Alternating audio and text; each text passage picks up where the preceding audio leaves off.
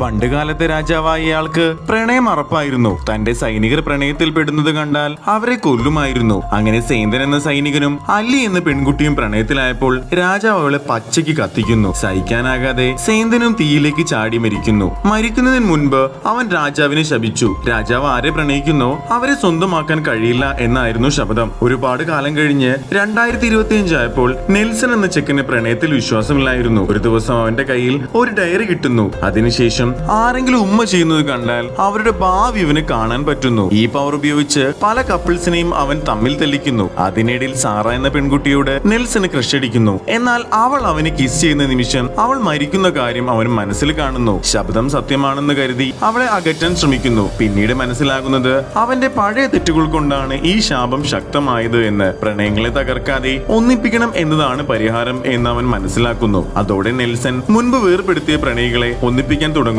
തന്റെ മാതാപിതാക്കളുടെ തെറ്റിദ്ധാരണയെയും ശരിയാക്കുന്നു. അവസാനം സാറ ഒരു തീപിടുത്തത്തിൽ കുടുങ്ങുമ്പോൾ ശാപം ഭയക്കാതെ നെൽസൺ അവളെ രക്ഷിക്കാൻ ചാടുന്നു. അവസാനം മഴ പെയ്ത് സാറയും രക്ഷപ്പെടുന്നു. ശാപം അവസാനിക്കുകയും രണ്ടുപേരും ഒന്നാവുകയും ചെയ്യുന്നു.